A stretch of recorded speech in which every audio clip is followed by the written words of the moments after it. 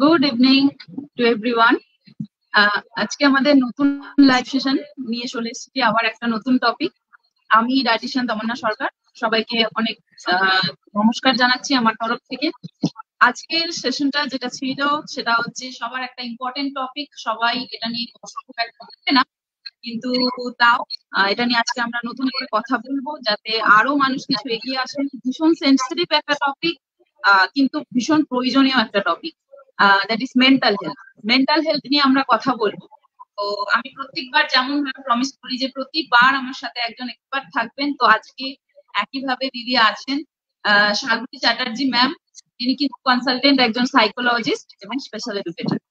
তো live session আমরা শুরু করব, পরিচয় পর্ব দিয়ে আসবো, আর এখানে সমস্ত কিছু আমি আস্তে আস্তে টপিকে যাবো, ধীরে ধীরে সবাই জয়েন করুক। তো ততক্ষণ আমরা একটু লাইভ সেশনটা শেয়ার করে দিই যাতে আরো সবাই জয়েন করতে পারে।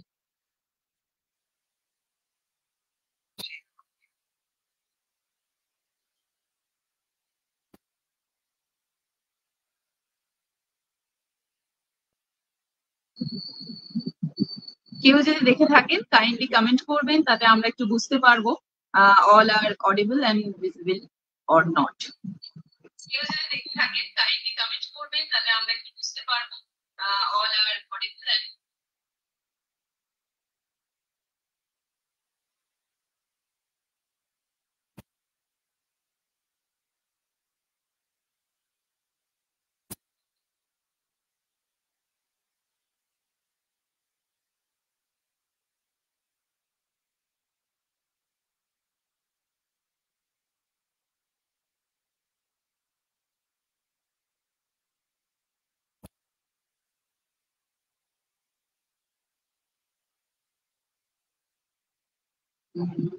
আচ্ছা, দিদি আপনার যে ভলিউমটা আছে না ফোনের, ওইটা একটুখানি লো করে নেবেন, ইকো আসছে।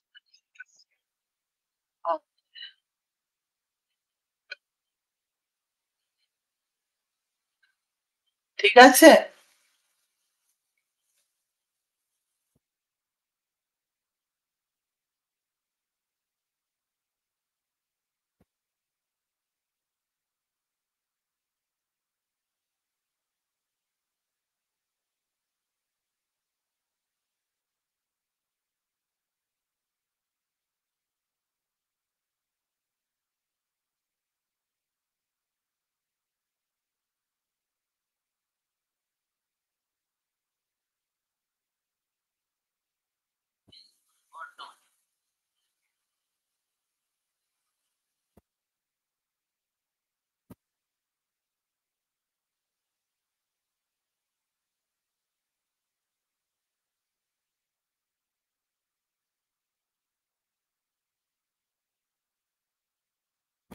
সো আমরা কি লাইভ, ঠিক আছে, 8টা অবধি দেখিয়ে আর তারপর লাইভটা শুরু করব।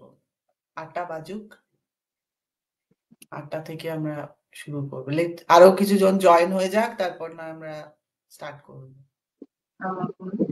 মোটামুটি সবাই একটু একটু জয়েন করতে থাকো। আমি আরেকবার দিদির পরিচয়টা একটু দিয়ে দিই। ম্যাম হচ্ছেন কিন্তু কনসালটেন্ট সাইকোলজিস্ট, শালমণি চ্যাটার্জি ম্যাম আজকে আমাদের সাথে। অনেক ধন্যবাদ দিদি জয়েন করার জন্য। আমাদের আজকে নতুন সেশনটা ছিল, তো মেন্টাল হেলথ নিয়ে তো আমাদের ইন্ডিয়াতে খুব একটা কথা হয় না, সেভাবে আমরা ওইভাবে এগিয়েও আসি না। তো এগিয়ে আসাটা যে ভীষণভাবে দরকার, আর সেই জায়গা থেকে মনের যে সমস্যাগুলো হয়, শারীরিক সমস্যাগুলো যখন মন খুলে বলে দেওয়া যায়, মনের সমস্যাটাই মন খুলে বলা যায় না, তো সেই জায়গা থেকে করা। তো দিদি আমাদের সমস্ত কিছু জানাবেন। মোটামুটি সবাই জয়েন করছে। কারো যদি কোনো কোয়েশ্চেন কোয়ারি থাকে এই ব্যাপারে, সেইগুলো নিয়ে আমরা আলোচনা করব। তো নিশ্চয়ই তারা বলবেন, কমেন্ট সেকশনে লিখতে পারেন, দিদি নিশ্চয়ই সেগুলোর উত্তর দেওয়ার চেষ্টা করবেন। তো আজকের যে টপিকটা আছে আমাদের, সেটা হচ্ছে ডিপ্রেশন, অবসাদ, অ্যাংজাইটি, প্যানিক অর্ডার এবং টাইম ম্যানেজমেন্ট। তো এইগুলো নিয়ে দিদি সব কথা বলবে। আমরা লাইভ সেশনে চলে যাই। তো প্রথমেই যেটা নিয়ে আমরা শুরু করব সেটা হচ্ছে ডিপ্রেশন।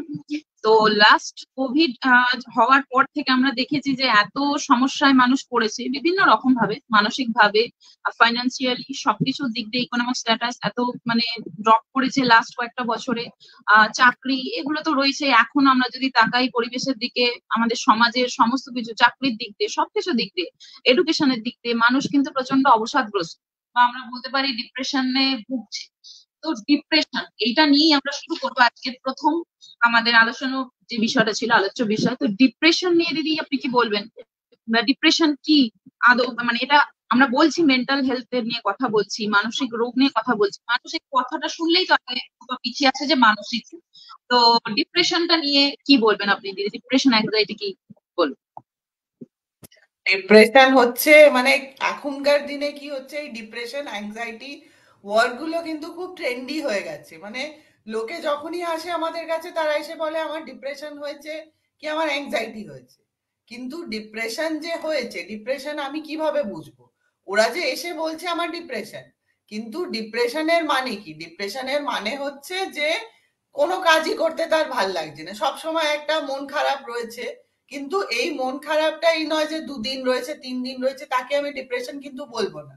মন খারাপ কখন বলবো? যখন জিনিসটা 2 সপ্তাহ বেশি হয়ে গেছে, 2 মাস ধরে সে কোনো কাজই করতে পারছে না, কোনো কাজ করার তার ইচ্ছেই নেই, তার বিছানা থেকে উঠতেও কষ্ট হচ্ছে। ইভেন অনেক ক্ষেত্রে হয় তারা চান করতে চায় না, ব্রাশ করতে চায় না, বেসিক যা যা হাইজিনিক অ্যাক্টিভিটিস আছে সেগুলো করতেও তাদের ইচ্ছে হয় না। বা তাদের অনেকের ক্ষেত্রে খাওয়া কমে যায়, খাওয়া বেড়ে যায়, ঘুম কমে যায়, ঘুম বেড়ে যায়, তাদের কোনো কাজেই তারা ঠিকভাবে কনসেন্ট্রেট করতে পারছে না, সব সময় একটা খিটখিট খিটখিট করছে। সেটাও কোথাও গিয়ে একটা ডিপ্রেশনের লক্ষণ কিন্তু হতে পারে।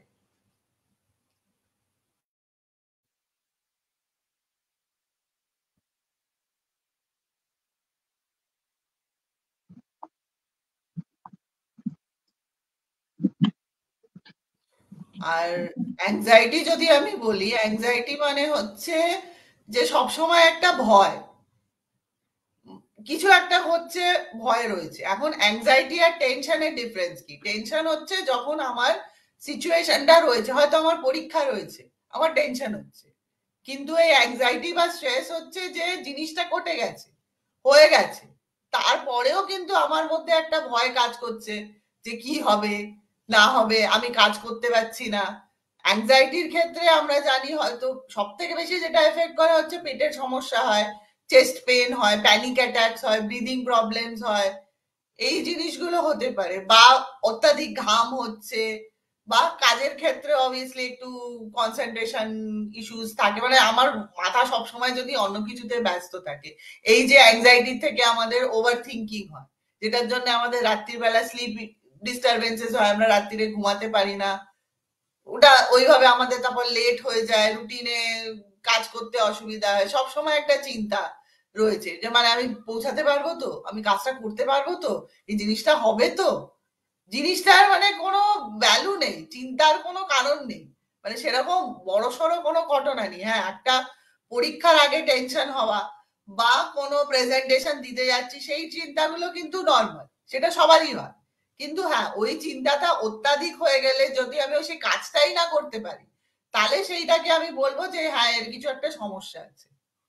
তখন আমরা মানে কাউন্সিলিং বা সাইকিয়াট্রিস্টের কাছে রেফার করি। তো অনেক সময় কি অকারণেই এটা হতে পারে, মানে হয়তো যে জিনিসটা আমাদের হাতে নেই আমরা সেটা নিয়ে চিন্তা ভাবনা করছি, তো এটাও কি ওই ওই মধ্যেই পড়বে? হ্যাঁ, একদমই তাই। অনেক সময় কি হয়, হয়তো ছোটবেলায় কোনো একটা ঘটনা ঘটেছিল, যেটা হয়তো এখন আমার মনে নেই, বা এখন সেই সমস্যাটা আমার জীবনে কোনো দরকার নেই, কিন্তু সেই ঘটনা থেকে আমি হয়তো এখনো সেই জায়গায় আটকে আছি। যেমনি এই যে অ্যাবিউসের যে কেসগুলো হয়, সেক্সুয়াল অ্যাবিউজ হোক বা ফিজিক্যাল অ্যাবিউজ, ডোমেস্টিক ভায়োলেন্স, এই রেপ বা এই ধরনের যে কেস, সেই ক্ষেত্রে জিনিসটা হয়তো মানে হয়ে গেছে, হয়তো তার কোনো সেরকম মানে ইয়ে নেই, সে হয়তো বেরিয়ে এসছে, কিন্তু কোথাও গিয়ে জিনিসগুলো হয়তো এফেক্ট করতে থাকে। আর বা কোনো ট্রমাটিক ইনসিডেন্ট, ইভেন এই যে বাড়িতে হঠাৎ করে অনেক কেসেস এখন কোভিড এর পরে বেড়ে গেছে, যে কোনো রোগ নিয়ে তাদের অত্যাধিক অ্যাংজাইটি বেড়ে গেছে, হঠাৎ করে হয়তো বাড়িতে কেউ হার্ট অ্যাটাকে মারা গেছে, তখনই মানুষ ভাবতে শুরু করে যে আমার কি হার্ট অ্যাটাক হবে না, বা আমার আশেপাশে যারা আছে বা মা বাবা আহ, যে যারা রয়েছে বয়স্ক লোকজন তাদের কি এই রোগটা হবে না, তারা কি মারা যাবে না? মারা সবাইকে এক না একদিন সবাই যাবে। সারা জীবন কেউ পৃথিবীতে থাকার জন্য আমরা কেউই জন্মাইনি, কিন্তু হ্যাঁ ওই ভয়টা অত্যাধিক বেড়ে গেছে। আমার মনে হয় কোভিড এর পর থেকে আরো বেশি বেড়ে গেছে। কোভিডে সবসময় আমরা একটা আতঙ্কে থাকতাম, আমার কোভিড হয়নি তো, ও কাশছে ও হাঁচছে তার মানে নিশ্চয়ই আমারও কোভিড হয়ে যাবে। তো এই ভয়টা থেকে এখন জিনিসটা এই, আর এখন আরেকটা জিনিস যেটা হয়েছে, লোকে কোভিড শিল্ড নিয়ে প্রচুর এখন কথাবার্তা চলছে যে মানে হার্টের সমস্যা হ্যান ত্যান অনেক কিছুই চলছে। তো সেখান থেকে প্রচুর লোকের প্রশ্ন আছে, আমি আমার এই রোগটা হবে না তো?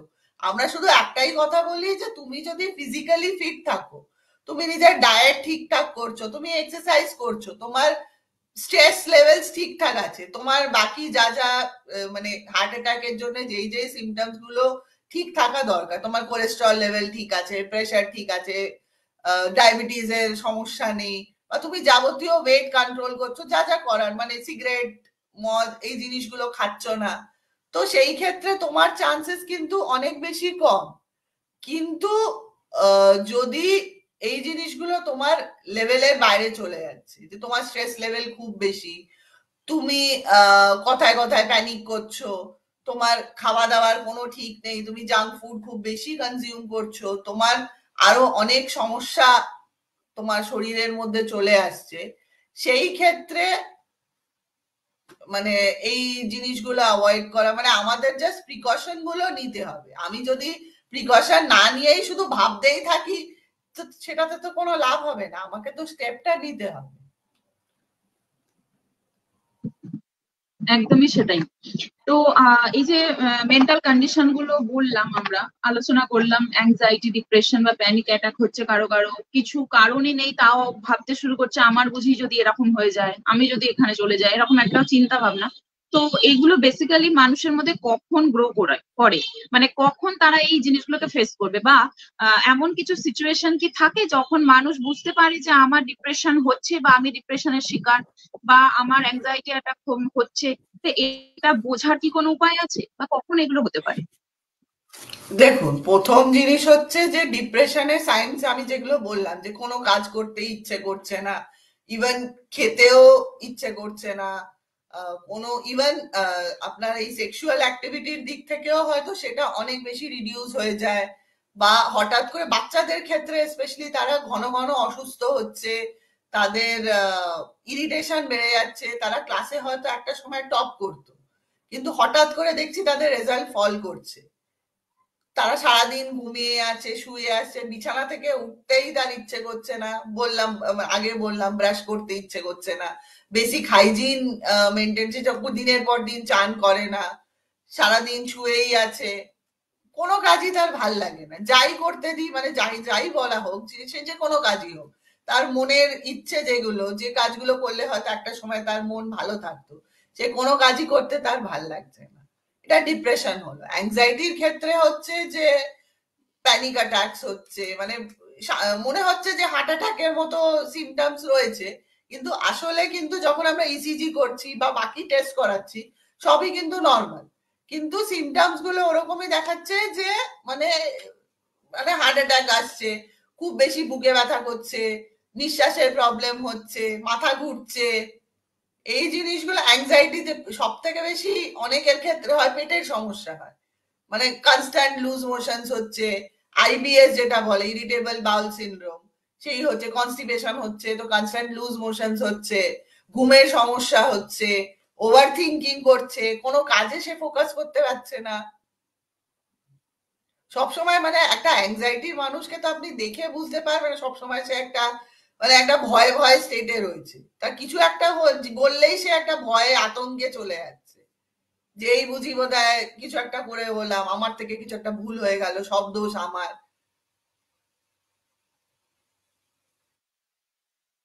সেটাই হচ্ছে ব্যাপার আর কি, মানে আমরা ওই ক্ষেত্রে দেখেছি যে বিশেষ করে হার্টের পেশেন্টদের, যেটা দিদি বললেন আর কি, তো অনেক ক্ষেত্রে দেখেছি যে তার কিন্তু রিপোর্টস নর্মাল, কিন্তু তার সিমটমস এগুলো দেখাচ্ছে। তো এইগুলো হুম। একটা মেন্টাল ডিসঅর্ডার থেকেই আসে, এবং তখন কিন্তু সিমটম দেখাবে। কারণ ওই যে মন আর মানসিকতা, আর আমরা বলি না মাথা এবং মন, মন এমন একটা জিনিস যেটা দেখা যাচ্ছে না কিন্তু সেটা somehow related to our health. তো ওই জায়গা থেকে সব কিন্তু সিমটমস গুলো গ্রো করে যাচ্ছে। হচ্ছে সমস্যাটা অন্য কোথাও, কিন্তু তার সিমটমস তাকে দেখাচ্ছে হয়তো হার্টে দেখালো বা অন্য কোনো ফিজিক্যাল অ্যাক্টিভিটিতে দেখালো, তো এই সমস্যাগুলো রয়েই যায়। তো সেই জন্যই আজকে আমাদের এত সুন্দর একটা সেশন রাখা। তো অনেকেই জয়েন করছে। Hello Banashree, hello Suprabha ma'am, সবাইকে ধন্যবাদ জয়েন করার জন্য। তো আমরা এবার যেটা আমি বললাম যে মেন্টাল ডিসঅর্ডারের তো অনেক রকমের জায়গা থাকে, তো অনেকগুলো আমাদের জানা, কিছু কিছু আমাদের অজানা থেকে যায়। তো কিন্তু তার ক্ষেত্রেও যেটা আরো বেশি যেটা আসে সেটা হচ্ছে মেন্টাল ডিসঅর্ডারের কিছু মিথস থাকে, কিছু ভুল ধারণা বা ভ্রান্ত ধারণাগুলো থাকে। তো মেন্টাল ডিসঅর্ডারের কি কোনো মিথস আছে যেগুলো আমরা জেনারেলি, যেটা এমনি আমাদের জনরাতে হয় আর কি, মানুষ বিশ্বাস করতে থাকে যে এটা বুঝে এমন, ওটা বুঝে ওরকম। তো এরকম মিথস গুলো কি কি থাকতে পারে মেন্টাল ডিসঅর্ডারের ক্ষেত্রে? প্রথম ক্ষেত্রে প্রথম কোয়েশ্চেন যেটা এসে আমাদের কাছে পেশেন্টরা করে যে আমি কি পাগল, তার জন্য আমাদের আপনাদের কাছে আসতে হয়েছে, কিন্তু সেটা একেবারেই নয়। যেমনি আপনার সর্দি কাশি জ্বর হলে আপনি ডাক্তারের কাছে যান, সেমনি আপনার মনের যদি কিছু সমস্যা হয়, এই যে বললাম আপনি কাজে ফোকাস করতে পারছেন না, আপনার ওয়ার্ক লাইফ পার্সোনাল লাইফে হ্যাম্পার করছে, সেই ক্ষেত্রে আপনি কাউন্সিলিং এর কাছে, কাউন্সিলর বা সাইকোলজিস্টের কাছে যাচ্ছেন। তার মানে এই নয় যে আপনি পাগল হয়ে যাচ্ছেন, সেটা একেবারেই নয়। আর আরো অনেক মিথ আছে যে বাচ্চাদের ক্ষেত্রে, বাচ্চাদের এরকম মেন্টাল হেলথ ইস্যুস কিন্তু মানে হয় না নাকি, এটা লোকে বলে, কিন্তু সেটা কিন্তু নয়। বাচ্চাদের ক্ষেত্রেও তাদের ডিপ্রেশন হয়, তাদের অ্যাংজাইটি হয়। এই যে এত আমাদের চাপ বেড়ে যাচ্ছে পড়াশোনার ক্ষেত্রে বা এক্সট্রা ক্যারিকুলার অ্যাক্টিভিটিস বেড়ে যাচ্ছে বাচ্চাদের ক্ষেত্রে, সেগুলো কোথাও গিয়ে তাদের মধ্যে একটা মনের উপর একটা চাপ ফেলছে, সেখান থেকে এই জিনিসগুলো হচ্ছে। আর তারপর হচ্ছে ছেলেদের ক্ষেত্রে, ছেলেরা অনেকেই মনে করে আমার লাইফে তো সব ঠিক আছে, আমার কোনোদিন এই সমস্যা হতে পারে না। কারণ আমাদের সোসাইটিতে ছেলেদের যে মেন্টালিটিতে বড় করা হয়েছে যে তুমি কাঁদতে পারো না, তুমি ইমোশনস দেখাতে পারো না, তোমাকে সবকিছু, তোমার সমস্যা হলে তোমাকে নিজের মধ্যে চেপে রাখতে হবে, তুমি সমাজকে দেখাতে পারবে না, কারণ তুমি ছেলে, তোমাকে সবসময় স্ট্রং থাকতে হবে। সেই ক্ষেত্রে এই একটা চাপ তাদের উপরে কাজ করে, সেখান থেকে ডিপ্রেশন, অ্যাংজাইটি, সুইসাইডাল থটস, অনেক কিছুই তাদের মধ্যে কাজ করে। আরো অনেক মিথস আছে যেটা সাইকোলজিস্টদের ক্ষেত্রে হচ্ছে যে সাইকোলজিস্টরা মাইন্ড রিড করতে পারে, সেটা কিন্তু একেবারেই নয়। মানে আমি মানে প্রথমে যখন আমরা পড়াশোনা শুরু করেছিলাম যে সাইকোলজি নিয়ে পড়বো, প্রথম কোয়েশ্চেন লোক এসে বলতো, বলো তো আমি তোমার মানে আমার মুখ দেখে তুমি কি বলতে পারছো। কিন্তু সেটা তো পসিবল নয়। আপনি যখন কথাটা বলবেন বা একটা সমস্যা বলবেন, হ্যাঁ আমরা ভার্বাল নন ভার্বাল বিহেভিয়ার দুটো স্টাডি করতে পারি। মানে নন ভার্বাল অনেক সময় কি হয়, একজন আই কন্ট্যাক্ট করছে না, সেখান থেকে আমরা কিছু একটা অ্যানালিসিস করে বুঝতে পারি আচ্ছা এই সমস্যাটা হতে পারে, বা সে শাই ফিল করছে বা অনেক সময় মিথ্যে কথা বলছে, সেখান থেকে সেই জায়গাগুলো বোঝা যেতে পারে। কিন্তু সেটা একেবারে আমি মুখ দেখে কি করে বলতে পারবো, সেটা তো আমি ওই ক্রিস্টাল বল নিয়ে বসে থাকা, সেটা তো পসিবল নয়। আর আরো আছে মানে যেটা সাইকোলজিস্টদের ক্ষেত্রে লোকে বলে যে এদের একেবারে পারফেক্ট লাইফ, এরা তো এই প্রফেশনই আছে, এদের নিজেদের ডিপ্রেশন হলে বা কিছু হলে এরা নিজেরা সর্ট আউট করে দিতে পারে, এদের এইসব সমস্যা হতে পারে না। কিন্তু সেটা একেবারেই নয়, কারণ সাইকোলজিস্টরা তো পরে তারা সেই প্রফেশনে গেছে, কিন্তু সে ছোটবেলা থেকে তো সাইকোলজি নিয়ে করেনি। সে জন্মেছে, পড়াশোনা করেছে, যাই করেছে, মানে স্কুল লেভেল অবধি সে একটা লেভেল অবধি গেছে। তো সেই জায়গাটা তো তার মধ্যেও সে হয়তো ট্রমা ফেস করেছে, তার ফ্যামিলিতে কেউ মারা গেছে, বা সে কোনো ডিভোর্স বা রিলেশনশিপ ইস্যু, টক্সিক ফ্যামিলি, বা ইভেন এই এই যে কি বলবো ডোমেস্টিক ভায়োলেন্স, সেক্সুয়াল অ্যাবিউজ, এই ধরনের কেসেস হয়তো সে ফেস করেছে রিয়েল লাইফে। সেটা কি হচ্ছে, আমরা নিজেদের প্রফেশন আর পার্সোনাল লাইফ সেপারেট রাখতেই আমাদের সেটাই শেখানো হয়েছে। মানে ওয়ান্স আমরা চেম্বারে এন্টার করি, মানে পেছনটা আমাদের বাড়িতে রেখে আসতে হবে, চেম্বারে যা করছি মানে দ্যাটস দি মানে পেশেন্ট আর আমার, সেখানে আর বাইরের কোনো প্রবলেম যেন আমাদের ডিস্টার্ব না করে। সেটা ডাক্তারদের ক্ষেত্রেও হয়তো সে যখন অপারেশন রুমে ঢুকছে তখন তার কাছে পুরো ওই জায়গাটাই ক্লিয়ার যে আমাকে পেশেন্টটাকে ঠিক করতে হবে। তার আগে সে কি ঘটনা ফেস করেছে দ্যাট দ্যাট সেই সময় তাকে সেই মাথায় সে রাখতে পারে না, মানে ইটস নট পসিবল, এথিক্যালি সেটা আমাদের করা উচিত নয়। হ্যাঁ অনেক সময় ডিস্টারবেন্সেস হয়, তখন আমরা একটু ব্রেক নিই, 5 মিনিট 10 মিনিট, তারপর না আমরা আবার কাজে ফেরত যাই। আর আর কি মিথস আছে দাঁড়াও, গ্রেট। আচ্ছা, আর আরেকটা মিথ যেটা হচ্ছে যে মেন্টাল হেলথ মানে যার ইস্যু আছে তার মানে সে খুব উইক, মানে তার মানে সে জীবনে হয়তো কোনোভাবে দাঁড়াতে পারবে না, তার জন্যই তার এই সমস্যাগুলো হয়েছে। কিন্তু সেটা নয়। যে মেন্টাল হেলথ ইস্যু আসছে, আমরা তো বলি যে পেশেন্ট এসে আমাদের কাছে বলছে যে আমার এই সমস্যাটা হচ্ছে, তার মানে কোথাও সে শুধু ঠিক হতে নয়, তার মধ্যে সেই স্ট্রং উইল পাওয়ারটা আছে বলেই সে আজকে এই স্টেপটা নিতে পেরেছে। অনেকে তো সেই স্টেপটা নিতেও পারে না, তার আগেই সে নিজেকে বাদ দিয়ে দেয় বা সে কোনো একটা বড় স্টেপ নিয়ে যায়, যার জন্য আমরা প্রচুর এই কোভিড এর সময় অনেককেই হারিয়েছি। সেটা শুধু আমাদের আশেপাশের লোক না, হয়তো প্রচুর সেলিব্রিটিসরাও এর শিকার হয়েছে। মানে আমরা কোভিড এর সময় আমরা জানি, মানে ওই ঘটনাটা মানে একসেপ্ট করা এখনো অনেকের কাছে খুবই ডিফিকাল্ট। যে মানে কি ঘটেছিল সেটা আমরা জানি না, কিন্তু মানে it was like out of the, মানে হঠাৎ করে কি করে হতে পারলো। মানে নিউজটা যখন আসলো সবাই শক ছিল যে এরকম একজন মানুষ কি করে এই স্টেপটা নিতে পারে। তো এই মানে আর বেসিক আরো কিছু মিক্স আছে, সেটার মধ্যে আর একটা আমি বলতে চাইবো, সেটা হচ্ছে অনেকেই এটা ধারণা যে যাদের হয়তো খুব কম বন্ধু বান্ধব আছে তাদের ক্ষেত্রেই হয়তো এই ইস্যুস গুলো হয়। যাদের অনেক বন্ধু আছে, প্রচুর সোশ্যাল সার্কেল, প্রচুর রোজ ঘুরতে যাচ্ছে, বাইরে যাচ্ছে, খেতে যাচ্ছে, ট্রাভেল করছে, তাদের ক্ষেত্রে এইসব সমস্যা হয় না। কিন্তু সেটা অ্যাকচুয়ালি হয় না। কি আমাদের আজকালকার দিনে কি হচ্ছে, আমাদের আশেপাশে প্রচুর লোক আছে যারা আমাদের প্রতিনিয়ত জাজ করে যাচ্ছে। মানে সেটা আমার বন্ধু হোক, মানে আমি আমার বন্ধুকে প্রবলেম বললাম যে আমার এরকম ব্রেকআপ হয়েছে, আমার মন খারাপ লাগছে, সে হয়তো বললো, ছেলেদের ক্ষেত্রে হয়তো বললো যে যাও গিয়ে একটু ড্রিঙ্ক করে আসো, বা অরিজিৎ সিং এর গান শুনে নাও, বা একটা সিনেমা দেখে নাও, তোমার মুড ঠিক হয়ে যাবে। বা ঠিক আছে আমি অন্য একজনের সঙ্গে তোমার মানে তোমাকে আলাপ করিয়ে দিচ্ছি, তুমি ব্রেকআপ হয়েছে। মানে এগুলো যেগুলো নর্মাল আমরা শুনতে পারি, কিন্তু সেটা কিন্তু হয় না। ওই ডিপ্রেশনটা তোমার কাছে একরকম, তার কাছে কিন্তু অন্যভাবে। কারণ তুমি একভাবে বড় হয়েছো, তোমার ফ্যামিলি ভ্যালুজ, আশেপাশের এনভায়রনমেন্ট, তোমার নিজের নিজেকে চেনা, বা ওই জায়গাগুলো তো সবার ক্ষেত্রে আলাদা আলাদা হয়। তো সেই ক্ষেত্রে আমার মনে হয় একটা এরকম ক্ষেত্রে যখন আমার মন খারাপ হচ্ছে, যখন আমার মনে হচ্ছে যে কিছু একটা ভুল হচ্ছে আমার সঙ্গে, মানে যা হচ্ছে সেটা কিন্তু ঠিক নয়, তখন আমার ইমিডিয়েটলি কোনো সাইকোলজিস্ট বা কোনো মেন্টাল হেলথ প্রফেশনালের কাছে যাওয়া উচিত যে I am not feeling all right. কারণ আস্তে আস্তে কি হচ্ছে, এই যে মেন্টাল হেলথ ইস্যুস হয়তো প্রথম প্রথম খুব বেশি এফেক্ট করবে না, হয়তো ঠিক আছে চলছে, আমি এটা নিয়ে চালিয়ে যাচ্ছি, কিন্তু আস্তে আস্তে ওটা পুরো জগৎটা আপনার এফেক্ট করতে শুরু করবে। আপনার কাজের ক্ষেত্রে অসুবিধা হবে, আপনার পার্সোনাল লাইফে প্রবলেমস হতে পারে, সোশ্যাল সার্কেলে প্রবলেম হতে পারে, আপনি হঠাৎ হঠাৎ করে লোকের উপরে রাস্তাঘাটে রেগে যাচ্ছেন, কোনো কারণ নেই আপনি রেগে যাচ্ছেন। তো এই জিনিসগুলো কোথাও গিয়ে আমার মনে হয় যখন হচ্ছে, তো কোনো এক্সপার্টকে দেখানোই বেটার।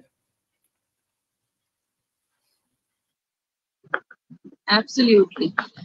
তো ম্যাম একটা কোয়েশ্চেন অ্যারাইজ করেছে, আমি কমেন্ট সেকশন থেকে পড়ে শোনাচ্ছি।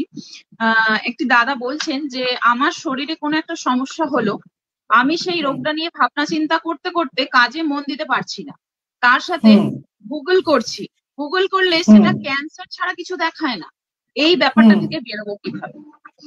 আমি আচ্ছা, তো এটা প্রথম আগেই জিনিস বলি যে হচ্ছে মানে যে গুগল করাটাকে বন্ধ করো। তো দিদি বলে দেবে আরো। প্রথমত হচ্ছে গুগল করাটা বন্ধ করা আমার দিক দিয়ে, যেটা আমি বলি সব সময় সবাইকে, কারণ গুগল কিন্তু একটা অনেকটা, আমরা টিভি কে এক সময় বলতাম না বোকা বাক্স। তো আমি যদি লিখি রাম একটি ভালো ছেলে, তো ভালো ছেলের গুণগুলো দেখাবে। আবার যদি লিখি রাম একটি খারাপ ছেলে, তখন খারাপ ছেলের গুণগুলো দেখাবে, যেটাকে আমরা এআই বলি। তো দাদার যে প্রশ্নটা ছিল যে ওর একটা শরীর খারাপের দেখাচ্ছে সাইন্স বা সিমটমস, তো ওটা নিয়ে ও প্রচন্ড ভাবছে, ভাবতে ভাবতে হঠাৎ করে সে গুগল করছে, এবং গুগল করলে দেখছে এটা অ্যাটলিস্ট স্টেজ হচ্ছে ক্যান্সার, এবং সেখান থেকে ও বেরোতে পারছে না। তো এই জায়গা থেকে কিভাবে বেরোবে, দাদা একটা সলিউশন চাই, যে একটু বলুন দিদি। প্রথম জিনিস হচ্ছে যে যেটা উনিও বললেন যে গুগল করা বন্ধ করুন। বিকজ দেখুন আপনার কি সমস্যা হচ্ছে, আপনার যদি কোনো শারীরিক সমস্যা হচ্ছে সেটার জন্য ডাক্তাররা আছে। আপনি প্রথমত কোনো এক্সপার্ট ডাক্তার, মানে বেসিক আমরা কি বলি, আপনার বাড়িতে জেনারেল ফিজিশিয়ান, তাকে জিজ্ঞেস করুন যে আমার এরকম সিমটম হচ্ছে, আমার বুকে ব্যথা করছে। বুকে ব্যথার হাজার একটা কারণ হতে পারে, গ্যাস হতে পারে, ব্যথা লেগে যেতে পারে, হার্টের কিছু সমস্যা, অনেক কিছু হতে পারে। সেটা যে শুধুই যে আপনার এক্ষুনি আপনি কালকেই মরে যাবেন তা কিন্তু নয়। আর হার্ট অ্যাটাকের ক্ষেত্রে কিন্তু সে আগে থেকে অনেকগুলো সিমটমস দেখাতে থাকে, আমরাই সে সিমটমস গুলো নেগলেক্ট করি। মানে আমরা গ্যাসের ব্যথা হচ্ছে, গ্যাসের ব্যথা বলে গ্যাসের ট্যাবলেট খেয়ে যাচ্ছি, কিন্তু আলটিমেটলি যদি আমার মনে হয় যে আমার শরীরে কিছু একটা সমস্যা হচ্ছে, আমি ডাক্তারকে দেখাবো। গুগলের ক্ষেত্রে গুগল কত বেশি আমাকে হেল্প করবে। আর গুগলের ক্ষেত্রে মানে অনেকের ক্ষেত্রে কি হচ্ছে না, বাড়িতে গিয়ে সেরকম কোনো কাজ করার থাকছে না, তো সে ফোন নিয়ে বসে যাচ্ছে।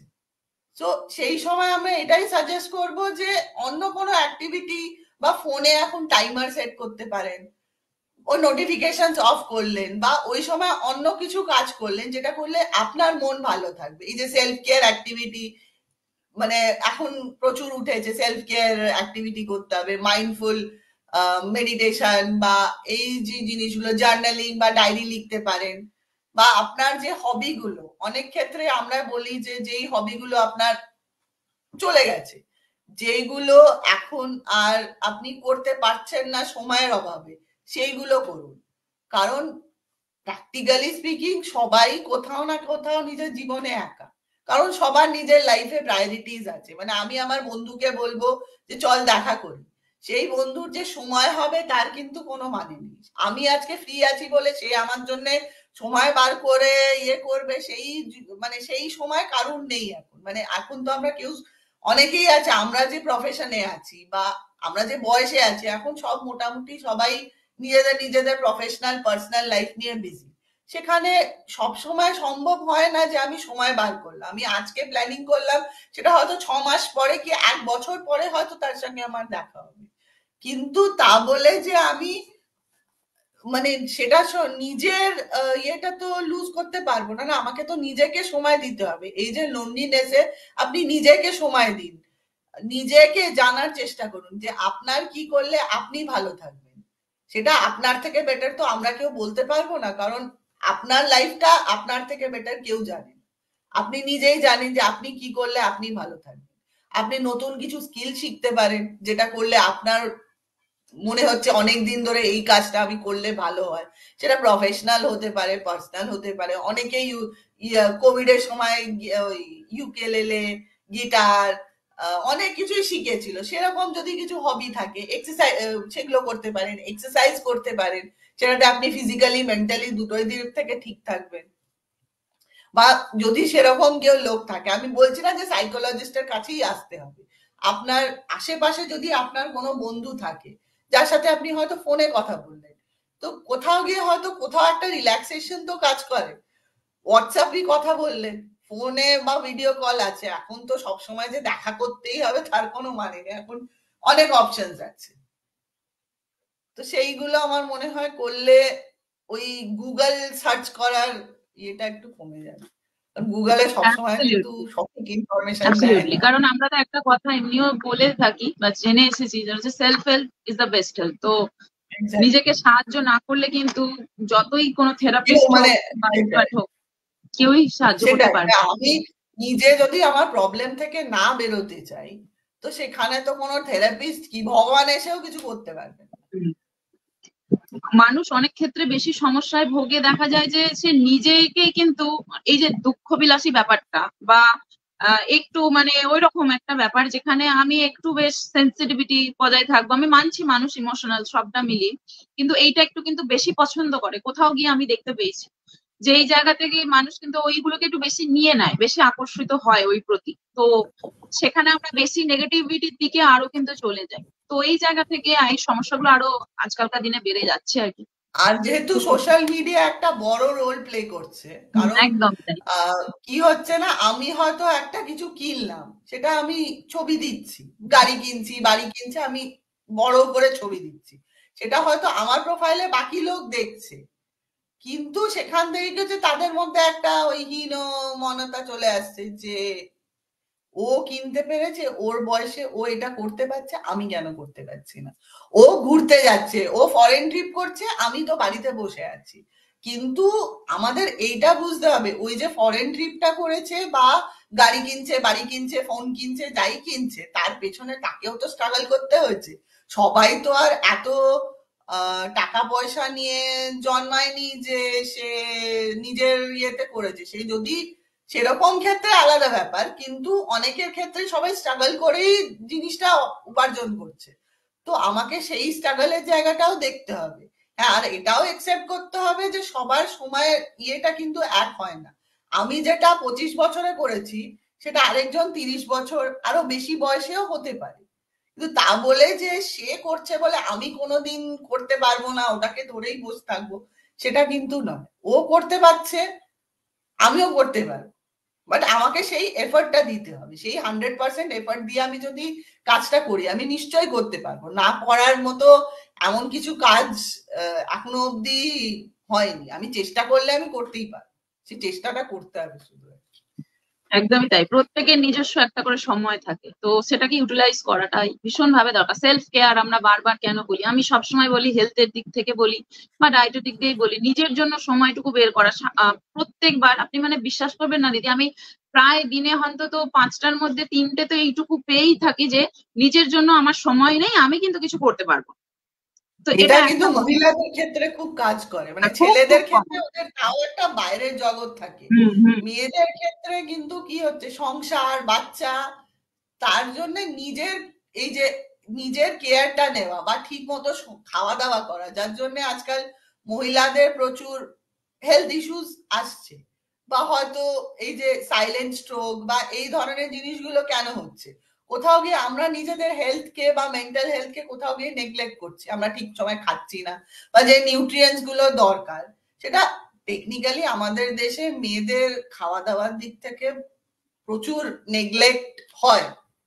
এটা স্বাভাবিক, কারণ যার জন্য এত অ্যানিমিয়া কেসেস বা এত প্রবলেমস কেন হচ্ছে, বা পিসিওডি বা এই ধরনের কেসেস গুলো বেড়ে যাচ্ছে, সেটা এই কোথাও গিয়ে নিউট্রিয়েন্টস নিউট্রিয়েন্টস এর অভাব বা এই জিনিসগুলো কাজ করছে। কিন্তু একটা বয়সের পর অবভিয়াসলি মহিলারা নিজেরাও নেগলেক্ট করে, এটা আমি মানে আই ক্যানট ডিনাই দ্যাট।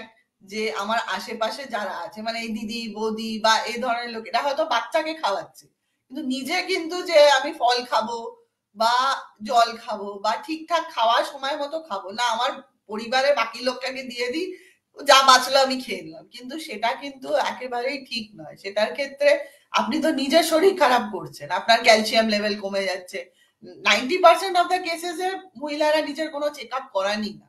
এই কোলেস্ট্রল হোক বা যাই হোক, এখান থেকে তাদের হার্টের সমস্যা সেটা ধরা পড়ছেই না।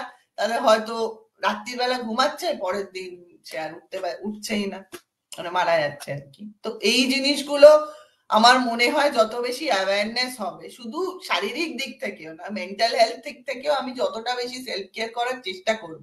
মহিলাদের ক্ষেত্রে বলবো যে দিনে অ্যাটলিস্ট 5 মিনিট 10 মিনিট, যতটাই সময় হোক, আধ ঘন্টা তো আপনি ইজিলি বার করতে পারেন। দুপুরের সময়টা হোক, বিকেলে হোক, যে কোনো সময় অ্যাটলিস্ট চেষ্টা করো নিজের জন্য কিছুটা হলেও সময় বার করতে। তাহলেই দেখবেন ওই যে খিচখিচ খিচখিচ হচ্ছে যে জিনিসটা, সেটা কিছুটা কম মনে হয়। একদমই তাই, মানে একটু অন্তত নিজের জন্য সময় বের করা। আমি তো 30 মিনিট করে বলি যে 30 মিনিট একটু নিজের জন্য হুম, সময় বের করা, সেখানে আমি একা থাকবো বা নিজের কোনো ভালো লাগার জিনিস নিয়ে থাকতে পারি। অনেকেই আছে একদম। যারা হয়তো নিজেদের হিডেন ট্যালেন্টটুকুই খুঁজে পায় না, সারা জীবন বেরিয়ে যায়। এটা তো হতে পারে না যাক যে কোনো একটা মানুষের মধ্যে কোনো গুণই নেই, এটা কখনোই হতে পারে না। সেটা রান্না করাও হতে পারে, সেটা আর্ট হতে পারে, সেটা ডান্স হতে পারে, বা সেটা হয়তো কথা বলাও হতে পারে। তো সেইগুলোকে খুঁজে বার করতে হবে, আর এটা তো বাইরে থেকে কেউ করে দেবে না, এটা নিজেকেই করতে হবে। তো নিজেকে সাহায্য করাটা খুব ইম্পর্টেন্ট। একদমই তাই। তো এবার আমি নেক্সট যেটা টপিকে এসেছিলাম, যে আমরা দুটো কথা তো বললাম, আর একটা টপিক ছিল আমাদের, সেটা হচ্ছে টাইম ম্যানেজমেন্ট। তো টাইম ম্যানেজমেন্টটা কিভাবে মেন্টাল হেলথের সাথে যুক্ত, এবং এটা অ্যাকচুয়ালি কি কি এটাকে ডিফাইন করলে কিভাবে ডিফাইন করা যেতে পারে? আচ্ছা, টাইম ম্যানেজমেন্ট হচ্ছে যে আমি নিজের টাইমটা কিভাবে প্ল্যান করে ঠিকঠাক ভাবে নিজের কাজগুলো, মানে যাতে আমি সব কাজ মোটামুটি সারা দিনে করতে পারি আর কি, মানে কোনো কাজ যেন বাদ না যায়। এটার ক্ষেত্রে আমরা কি বলি যে আপনি একটা রুটিন বানিয়ে চলতে পারেন। বাচ্চাদের ক্ষেত্রে যে এই সাবজেক্ট পড়তে হবে, বা তাহলে কি হচ্ছে সে 24 ঘন্টার মধ্যে পুরোটা টাইম সে ইউটিলাইজ করতে পারছে। মানে পরীক্ষার আগে যেমনি আমরা বানাতাম না, একটা রুটিন বানাতাম যে এই সাবজেক্ট আমাকে পড়তে হবে, এটার উপরে আমাকে বেশি ফোকাস দিতে হবে, সেটাই আমাদের এখন বড়বেলায় কি হচ্ছে, আমাদের অনেকের ক্ষেত্রে কি হচ্ছে, কাজ ছেড়ে যাচ্ছে, কাজ ভুলে যাচ্ছে। সেই ক্ষেত্রে আমরা বলি সকালে উঠে অফিস যাওয়ার আগে বা যেটুকু সময়, অনেকটা সময় আমরা পাই, একটা টু ডু লিস্ট বানাও যে আমাকে আজকে এই কাজগুলো করতে হবে। মানে লিস্টটা বানিয়ে লিস্টটা রেখে দেওয়ার জন্য না, লিস্টটা বানিয়েছো যখন যতটা সম্ভব তোমার ক্ষেত্রে তুমি যতটা সম্ভব কাজগুলো করতে পারবে। মানে একেবারেই ফ্যান্টাসি লেভেলে গিয়ে নয়, মানে তোমার হাতে যেটুকু আছে সেইটুকু বানিয়ে একটা লিস্ট বানাও যে এই কাজ আমাকে আজকে করতে হবে। অফিসের কোনো ডেডলাইন আছে সেইগুলো তাহলে লিখে রাখলে কি হবে, তাহলে কোথাও গিয়ে তোমার মাইন্ডে থাকবে আচ্ছা এই কাজ করতে হবে। স্বাভাবিক অনেক সময় আমরা ভুলে যাই, ও আচ্ছা আমার মনে পড়ে, আচ্ছা আমাকে এইটা লিখতে হবে, ও আজকে আমার এই সেশনটা আছে আমি তো ভুলে গেছি। তো সেটা লিখে রাখলে কি হয়, ওটা কোথাও গিয়ে মাইন্ডে তো থাকে। যেমনি ছোটবেলায় আমাদের বলা হতো লিখে লিখে পড়ো, তাহলে জিনিসটা তাড়াতাড়ি মুখস্থ হবে। সেই রুলস গুলোই একটু আমরা যদি বড়বেলায় অ্যাপ্লাই করি, তাহলে কোথাও গিয়ে আমরা দেখবো যে আমরা ঠিকঠাক ভাবে সব কাজেই সময় দিতে পারছি। কারণ শুধু যে আমার প্রফেশনাল লাইফ আছে তা তো নয়, অনেকেই বাড়িতে এসে নিজের পার্সোনাল একটা টাইম আছে, personal family, family obviously personal, but ফ্যামিলিকে টাইম দিতে হয়। বা যদি ফ্যামিলি সেরকম না থাকে, তাদের বন্ধু বান্ধব আছে বা লাইফে কোনো স্পেশাল লোক আছে, সে গার্লফ্রেন্ড হোক, বয়ফ্রেন্ড হোক, যে কোনো লোক হোক, তাকে তো আমাকে টাইম দিতে হবে। তো আমি যদি একটা প্রপার টাইম ম্যানেজমেন্ট করে চলি, তাহলে আমার লাইফে এই জিনিসগুলো চলবে। আর আমার বাকি লোকেরা আমাকে এই কমপ্লেন করবে না যে তোর কাছে তো আমার জন্য টাইম নেই, তুই তো খুব বিজি হয়ে গেছিস। এই কথাগুলো তাহলে আর আমাকে কারো কাছ থেকে শুনতে হবে না। সম্পর্কগুলো একটু কম ভাঙবে আর কি। একদমই। একটা মানুষ কি হেলদি থাকতে পারে এই জায়গা থেকে, বোথ ফিজিক্যালি আর মেন্টালি, যদি তার রিলেশনশিপ গুলো ঠিক থাকে? দেখো রিলেশনশিপ আমরা কেন করি, রিলেশনশিপ হচ্ছে আমাদের ক্ষেত্রে কি হচ্ছে, মানুষ হচ্ছে একটা সোশ্যাল বিং। মানে মানুষের কাছে আশপাশে তার লোক লাগে। যতই আমি বলি যে আমি একা থাকতে পারবো, আমি একা সার্ভাইভ করে নিতে পারবো, সব একাকিত্ব খুব ভালো, যতই আমরা মুখে বলি, কিন্তু আলটিমেটলি কোথাও গিয়ে তো একজন একজন কি দুজন আমাদের লাগে। আমার যদি কিছু একটা সমস্যা হয়, আমি তো কাউকে গিয়ে বলবো, হ্যাঁ একা থাকতে অবভিয়াসলি একটা সময় থাকতে হয়, মানে দরকারও একা থাকার, কিন্তু সব সময় তো আমি একা থাকতে পারবো না। আমার একটা কিছু মন খারাপ হলো, আমি সব অবভিয়াসলি ফোনে চেক করব যে কাকে বললে আমি একটু কম কমফোর্টেবল ফিল করছি, মানে কমফোর্টেবল মানে কম মানে একটু বেটার ফিল করছি, তাকে কমফোর্টেবলি গিয়ে আমি নিজের মনের কথা বললাম বা আমার ফিলিং শেয়ার করলাম। সেরকম প্রত্যেক মানুষেরই লাইফে আছে। তো আমার মনে হয় দেখুন, সম্পর্কগুলো যদি আমরা একটু ঠিকঠাক ভাবে সময় দিতে পারি, মানে সম্পর্ক আর গাছ দুটো একই টাইপের। গাছে যেমনি সবকিছু দিতে হয়, সম্পর্কগুলোতেও আমাকে সেই এফর্ট গুলো দিতে হয়। কারণ আজকালকার যুগে সম্পর্ক টিকিয়ে রাখা ইজ ভেরি ডিফিকাল্ট।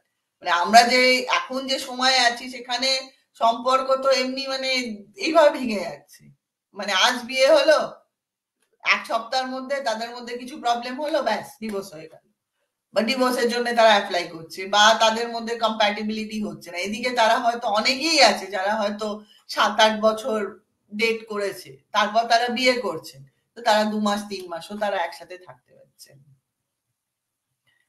তো আমার মনে হয় সবকিছুই কে আমাকে ঠিকঠাক ভাবে চালাতে গেলে আমাকে সময় দিতে হবে, আমার ধৈর্য তৈরি করতে হবে, এফর্ট দিতে হবে। সবকিছুই ঠিক থাকলে তাহলে আমার মনে হয় আমিও ঠিকই থাকবো। একদম তাই, খুব সুন্দরভাবে আপনি এটা বললেন ম্যাম। আচ্ছা, এবার যেটা আসা সেটা হচ্ছে মেন্টাল ডিস্ট্রেস। হুম। ডিসঅর্ডার একটা আমরা জানি, একটা ডিস্ট্রেস। তো মেন্টাল ডিস্ট্রেসটা এইটা কি? এটা মানুষের জীবনে আসে, অনেক সময়ই আসে, কারণ আমাদের আপস এন্ড ডাউনস নিয়েই জীবন। তো এটা আসলে কোন কোন সিচুয়েশনে এটা মানুষ ফেস করতে পারে, আর যদি ফেসও করে থাকে তাহলে সেই জায়গা থেকে মুক্তির উপায়? আচ্ছা, এই যে দেখো মেন্টাল ডিস্ট্রেস মানে অনেক সময় কি হয় আমাদের লাইফে হয়তো কোনো ছোট ছোট ঘটনা ঘটলো, ছোটবেলায় যেমনি আমি বললাম কোনো অ্যাবিউসের কেস হয়েছে, বা অনেকের ক্ষেত্রে হয় ছোটবেলায় হয়তো বাথরুমে কোনোভাবে আটকে গেছিল, বা লিফটে আটকে গেছিল, বা কোনোভাবে বাড়িতে হয়তো কেউ মানে বাবা মা কেউ মারা গেছে, বা এরকম ডেথ সিচুয়েশন দেখেছে, বা তার হয়তো কোনোভাবে কোনো ফিজিক্যাল লাইফ থ্রেটনিং কোনো ডিসঅর্ডার কোনো ইস্যু আছে, যেমনি ক্যান্সার হোক বা কিডনি ফেলিয়ার বা এই ধরনের ইস্যুস নিয়ে সে ডিল করছে, বা কোনো ট্রমাটিক সিচুয়েশন হয়েছে, এই যে যারা ওয়ার, যে এখন যে ওয়ার গুলো চলছে সেই জায়গায় সেই যে সিচুয়েশন গুলো, বা সুনামির পর বা এই আমফান কোভিড এর পর প্রত্যেকটা মানুষেরই কোথাও গিয়ে একটা ট্রমা কাজ করেছে, মানে যারা স্পেশালি সিচুয়েশনটা ফেস করেছে। আমি বা আপনারা আমরা তো লাকি যে আমরা বাড়িতে, হয়তো যাদের কোভিড হয়েছে অনেকেই বাড়িতে সুস্থ হয়েছে। আপনি ভাবুন যে হসপিটালাইজ হয়েছিল, সে হয়তো দেখেছে তার পাশের বেডেই যে হয়তো তার আগের দিন সে শুয়েছিল, মানে সে সুস্থ ছিল, পরের দিন সকালবেলা খবর এসছে যে সে মারা গেছে, তাকে ওই প্লাস্টিকের মধ্যে র্যাপ করে ওইভাবে ওইভাবে তো আমরা অভ্যস্ত নই দেখার জন্য। তো এই জিনিসগুলো কোথাও গিয়ে প্রচুর পেশেন্টকে ট্রমাটাইজ করেছে, তারা ওই জায়গা থেকে কোথাও গিয়ে বেরোতে পারছেন না যে এই ঘটনাটা আমার সাথে কি করে ঘটলো, বা কোনো অ্যাক্সিডেন্ট যেখানে হয়তো কোনো বডি পার্ট হয়তো আম্পিউট করতে হয়েছে, এরকম তো কেসেস হয়।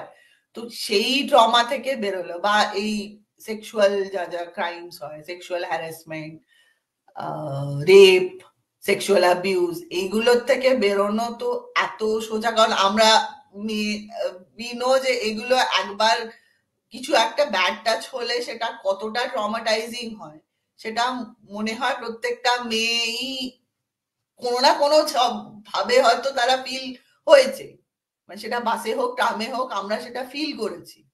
কিন্তু সেটা আমরা হয়তো কিছু মানুষ হয়তো অত লাইটলি নিয়েছি, ঠিক আছে হয়েছে হয়ে গেছে, কিন্তু কিছু জন হয়তো ওই ট্রমা থেকেই বেরোতে পারছেন না, তাদের কাছে ওটাই অনেক বেশি ডিস্টার্বিং হয়ে যাচ্ছে। তো এইগুলো কোথাও গিয়ে একটু ডিস্ট্রেস তো ক্রিয়েট করে, সবার যে ডিসঅর্ডার তো সব ক্ষেত্রে হয় না, এই জিনিসগুলো এইগুলোই হয়তো লাইফ চেঞ্জিং মোমেন্টস, যেগুলো কোথাও গিয়ে হয়তো তখন কাউন্সিলিং এর প্রয়োজন পড়ে, বা কিছু কিছু ক্ষেত্রে মেডিকেশনও লাগে। তো এইটা থেকে বেরোনোর উপায়টা কি, বা এখান থেকে মুক্তির উপায়টা কি হতে পারে? দেখুন, প্রথমত যদি এরকম সিচুয়েশন হয় সেই ক্ষেত্রে আমি বা কোনো ফাইন্যান্সিয়াল প্রবলেম চলছে, মানে এরকম আমি রিসেন্টলি আমি বলছি, আমি একটা কর্পোরেটে যাই আর কি, অ্যাজ এ সাইকোলজিস্ট প্র্যাকটিস করছি। তো সেইখানে একজন আমার কাছে এসেছিলেন, তার রাতে ঘুম হচ্ছে না, তার প্রচুর নেগেটিভ থটস আসছে, হ্যান হচ্ছে। তো তারপর আমি যখন তার হিস্ট্রি নিই সেখানে জানতে পারি যে তার বাবা রিসেন্টলি কিডনি ফেলিয়ারে মারা যায়, আর সেখানে তার হসপিটালে ট্রিটমেন্টে তার মাথার উপরে বোধহয় 10 থেকে 12 লাখ টাকা লোন চলছে। তো সেই ক্ষেত্রে স্বাভাবিক আমি সেই পেশেন্টকে কি ট্রিটমেন্ট করব, তাকে আমি এখন কি বলতে পারি যে তুমি একটু ঘুরে আসো, তুমি সেলফ কেয়ার অ্যাক্টিভিটি করো, সেটা কি সম্ভব? কারণ তার ক্ষেত্রে তার পুরো স্যালারি চলে যাচ্ছে তার আইদার বাড়ির যা যা রিকোয়ারমেন্ট সেই ফুলফিল করতে, নালে তার লোন পে করতে। তো সেই ক্ষেত্রে সেরকম কেসেসে আমরা কি বলি, সেই ক্ষেত্রে হয়তো অনেক ক্ষেত্রে হয়তো কিছু বলার থাকে না, ম্যাক্সিমাম ক্ষেত্রে হয়তো এরকম পেশেন্টরা আমাদের কাছে শুধু ভেন্ট আউট করতে আসে যে আমার এই সমস্যা আছে। আমরা তখন হয়তো কোনো ফাইন্যান্সিয়াল সাজেশন দিলাম যে তুমি আচ্ছা এইভাবে ফাইন্যান্সেস গুলো এইভাবে প্ল্যান করতে পারো, সেই ক্ষেত্রে তুমি এইভাবে কাজ করতে পারো, তাহলে তোমার হয়তো কিছুটা তোমার হেল্প হবে। কিন্তু সেই ক্ষেত্রে আমি তাকে বলবো না তুমি ঘুরতে যাও, তুমি ডায়েরি লেখো, সেইগুলো তো সে তার ওই ক্ষেত্রে তো সেভাবে কোনো সাজেশন সলিউশন হবে না। তো এখন অ্যাবিউসের ক্ষেত্রে যেটা বলতে পারি সেটা হচ্ছে যে আপনারা কোনো এক্সপার্টকে এক্সপার্টের কাছে যেতে পারেন, সে হয়তো কোথাও গিয়ে আপনাকে সেই জায়গাটা হয়তো দেবে যে আপনি ভেন্ট আউট করতে পারেন। কারণ সে আপনাকে জাজ করবে না। অনেকের ক্ষেত্রে হয় যে সে হয়তো একজনকে বলছে, সে জাজ করছে, কিন্তু যে আপনি যার কাছে যাচ্ছেন সে প্রথমত একটা থার্ড পার্টির একজন, সে আপনাকেও চেনে না, আপনার পরিবার কাউকেই চেনে না, তো সে একটা নিউট্রাল সাজেশন দেওয়ার আপনাকে চেষ্টা করবে। তো আপনি একজন এক্সপার্টের কাছে যেতে পারেন, বা এই যে আমি বললাম সেলফ কেয়ার অ্যাক্টিভিটি করতে পারেন, নতুন স্কিল শিখতে পারেন, মেডিটেশন করতে পারেন, রিল্যাক্সেশন কোনো টেকনিক, রিল্যাক্সেশন অ্যাক্টিভিটিস যেগুলো আছে, ব্রিদিং এক্সারসাইজেস, এমনি এক্সারসাইজ করতে পারেন। নিজেকে রোজ সামনে দাঁড়িয়ে, আয়নার সামনে দাঁড়িয়ে যে আমরা বলি পজিটিভ অ্যাফার্মেশনস, এগুলো আজকাল প্রচুর উঠেছে, যে সকালবেলা উঠে আয়নার সামনে বলবে I am proud of my self, I can do it, I will be in this world. এইগুলো কোথাও গিয়ে আমার মনে হয় মোটিভেট করে। এরকম হাজার একটা অ্যাফার্মেশন গুগলে অ্যাভেলেবেল আছে, সেইগুলোই আমি যদি রোজ নিজের কে বলতে থাকি, তাহলে আমার মনে হয় কোথাও গিয়ে একটা মোটিভেশন কাজ করবে, আর আমি এই জায়গা থেকে কোথাও গিয়ে বেরোতে পারবো। বাট যদি না বেরোতে পারি, অবভিয়াসলি এক্সপার্ট আর দেয়, প্লিজ তাদের কাছে যান। কারণ অনেক এইসব ক্ষেত্রে অনেক সময় সুইসাইডাল থটস আসে, সেইগুলো সবসময় বাড়ির লোকেদের ক্ষেত্রে সবসময় একটা লুক আউট করা সম্ভব হয় না। তো সেরকম ক্ষেত্রে একটা প্রাণ চলে যাওয়ার থেকে আমার মনে হয় যদি সঙ্গে সঙ্গে একটা ইনিশিয়েটিভ নিয়ে ইমিডিয়েটলি তাকে কাউন্সিলিং এর জন্য নিয়ে যাওয়া যায়, তাহলে হয়তো অনেকটা সে বেটার ফিল করবে, হয়তো আমরা একটা প্রাণ চলে যাওয়ার থেকে বাঁচাতে পারবো। একদমই তাই। কারণ আমাদের দেশে বা এই সমাজে দাঁড়িয়ে অনেক জায়গা থেকে কিন্তু এই মেন্টাল হেলথ নিয়ে মানুষ কিন্তু এগিয়ে আসে না। তো এটা একটা বড় ইস্যু। তো আসলে জরুরি। অবশ্যই সেলফ কেয়ারের একটা মূল্য রয়েছে সেই জায়গা থেকে, যদি না সম্ভব হয় প্লিজ প্লিজ কোন এক্সপার্টের সাজেশন নিন, তো ইট উইল হেল্প। আচ্ছা, তো এবার যেটা আসি যে এতগুলো কথা তো আমরা বললাম, সমস্ত কিছু আলোচনা করলাম, তো এই যে মেন্টাল হেলথের কোনো ইস্যু হচ্ছে আমার, বা আমার যে কোনো সমস্যা হচ্ছে বা হতে পারে, অনেকে তো বিশ্বাসই করে না যে না না আমার এসব কিছু হতেই পারে না, এরকম ব্যাপার যেটা আগেও আমরা আলোচনা করলাম। তো এই যে মেন্টাল স্ট্রেস গুলো বোঝার, বা আদৌ আমার কোনো ডিসঅর্ডার আসছে কিনা, বা আমি কি আদৌ প্যানিক অ্যাটাক আমার হচ্ছে, আমি কি ডিপ্রেশনে ভুগছি, আমার কি অ্যাংজাইটি হচ্ছে, এইগুলো বোঝার কি কোনো প্যারামিটার্স থাকে, বা কিভাবে আমরা বুঝতে পারি, বা কোনো এক্সপার্টও কি এর ক্ষেত্রে কোনো হেল্প করতে পারেন? প্যারামিটার্স গুলো কি কিছু থাকতে পারে এর ক্ষেত্রে? দেখুন, হ্যাঁ, প্যারামিটার্স মানে কি, যে আমি যে সিমটমস গুলো বললাম, প্যারামিটার সেইভাবে তো টেস্টিং। দেখো আমাদের ক্ষেত্রে কি হয়, আমরা কিছু সাইকোলজিক্যাল বা সাইকোমেট্রিক টেস্ট করি, সেখান থেকে আমরা বুঝতে পারি আচ্ছা এর ডিপ্রেশনের এতটা, মানে মাইল্ড ডিপ্রেশন আছে, মডারেট আছে, না সিভিয়ার ডিপ্রেশন আছে। সেটা কোথাও গিয়ে আমরা যখন পেশেন্ট আমার কাছে এসে বলছে, ওর সিমটমস যখন বলছে যে আমার কোনো কিছুই ভাল লাগছে না, আমার খুব মানে মন খারাপ লাগছে সব সময়, আমার সব সময় কাঁদতে ইচ্ছে করছে, মরে যেতে ইচ্ছে করছে, আমি কেন পৃথিবীতে বেঁচে আছি, এই জিনিসগুলো যখন হয়তো বলে যাচ্ছে, সে বিছানা থেকেই উঠছে না, সারাদিন ঘুমাচ্ছে, সারা রাত জেগে আছে, সারা রাত কেঁদে যাচ্ছে, কাজে যাচ্ছে না, পড়াশোনা করছে না, মানে পড়াশোনা করার ক্ষেত্রে যারা পড়াশোনা করছে না, সে বন্ধুদের সঙ্গে মিশছে না, সে একেবারে নিজেকে একটা ঘরের মধ্যে আটকে রেখেছে, সে তার কোনো কাজই ভাল লাগছে না, তার ফোন ঘাটতেও ইচ্ছে করছে না, আঁকতেও ভাল লাগছে না, গান করতেও কিছুই ভাল লাগছে না। তো এই ক্ষেত্রে আমার মনে হয় এই সিমটমস গুলো কিছু কিছু ক্ষেত্রে হয়তো মানুষ প্রথম প্রথম বুঝতে পারে না, কিন্তু তার আশেপাশের লোকেরা হয়তো কিছুটা কিছু চেঞ্জ হয়তো তার মধ্যে দেখতে পাচ্ছে। আমার মনে হয় তখনই তাকে ইমিডিয়েটলি নিয়ে গেলে হয়তো, যত তাড়াতাড়ি যাবো, যত তাড়াতাড়ি তাকে আইডেন্টিফাই করা যাবে, তত তাড়াতাড়ি সে তাড়াতাড়ি সুস্থ হবে, সে ফিজিক্যালি মেন্টালি সব দিক থেকেই সে সুস্থ হয়ে যায়। একদমই তাই। তো এই সমস্যাগুলো হলে যদি আমরা নিজে না সলভ করতে পারি, নিশ্চয়ই এক্সপার্টের কাছে যাওয়াটা উচিত। তো এই জায়গা থেকে আমি আবারও ওই একই কথাতেই ফিরে আসি যে একটু ডিলাবরেটলি আমাদেরকে বলুন, সবার ক্ষেত্রে এটা সবার জন্য খুব জরুরি, কারণ প্রতিটা মানুষই কিন্তু কোনো না কোনো সময় গিয়ে কোথাও না কোথাও গিয়ে ক্লিনিক্যাল ডিপ্রেশনের শিকার হয়েছে, বা নর্মাল সামাজিক যে সমস্ত আমাদের কাজকর্ম তার মধ্যে থেকে মানে হতে হয়েছে কোনোভাবে। তো কেন যাওয়া, এই যে এক্সপার্টের কাছে যাওয়া জরুরি, সাইকোলজিস্ট বা সাইকিয়াট্রিস্টের কাছে কেন যাওয়া জরুরি, আহ এটা একটু বলুন। মানে মানুষ তো এটা শুনলেই আগে দুপা পিছিয়ে আসে, যে না না না আমি তো পাগল নই, না না আমার তো কিছু হতেই পারে না, এটা কেন, এ আবার কিছু নয়, এরকম কোনো হতে পারে না, ও ওরকম অনেক কিছু হয়, ও কোনো ব্যাপার না, এরকম ভেবে মানুষ কিন্তু দুপা পিছিয়ে আসে। তো কেন সাইকিয়াট্রিস্টের কাছে যাওয়াটা জরুরি একটু বলুন। দেখো, সাইকিয়াট্রিস্ট বা সাইকোলজিস্টের কাছে আমি কেন যাব? আমি যখন দেখছি আমার কোনো দিক থেকে আমি ঠিকভাবে কিছু করতে পারছি না, আমার প্রচুর শারীরিক সমস্যাও হচ্ছে, কারণ কোথাও গিয়ে শারীরিক মানসিক দুটোই কানেক্টেড। আমি যদি মানসিকভাবে সুস্থ না থাকি আমি কোনোদিন শারীরিকভাবে কিন্তু সুস্থ থাকতে পারবো না।